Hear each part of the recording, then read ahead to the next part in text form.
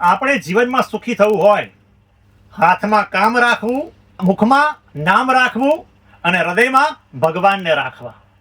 એટલે કે ગૃહસ્થાશ્રમમાં રહ્યા હોય તો પૈસાની જરૂર પડશે, ધંધો નોકરી અવશ્ય કરવું પડે, એટલે હાથમાં કામ રાખવું.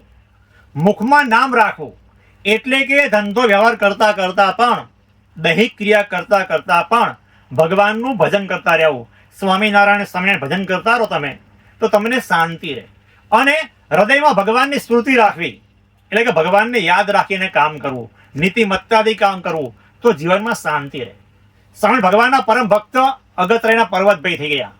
એ ખેતીનું બધું કામ કરે એટલે કામ પણ રાખતા, સાથે સાથે ભગવાનનું નામ મુખથી જપ્યા કરે અને ભગવાનના સ્વરૂપમાં વૃત્તિ રાખી ભગવાનની માનસિક પૂજા પણ કરતા હતા. તો એમનું જીવન સુખમય બની ગયું. એમ આપણે આપણા જીવનને સુખમય બનાવવું એ આપણા હાથની વાત છે.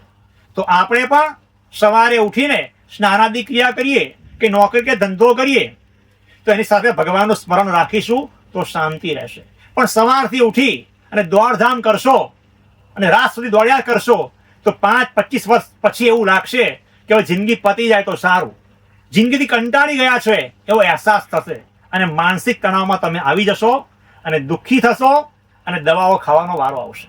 માટે જીવનમાં સુખી થવું હોય તો હંમેશા વ્યવહારની સાથે સાથે ભગવાનને પણ પ્રાધાન્ય આપીશું તો જીવનમાં સુખ શાંતિ રહેશે. ભગવાન સ્વામિનારાયણ વચનામૃતમાં આ જ ઉપદેશ આપે છે કે હંમેશા ભગવાનને સાથે રાખવા, ભગવાનને કરતા જાણવા અને એવી રીતે ભગવાનની આજ્ઞા પ્રમાણે ક્રિયા કરવામાં આવશે તો સદાય સુખ શાંતિની પ્રાપ્તિ થશે.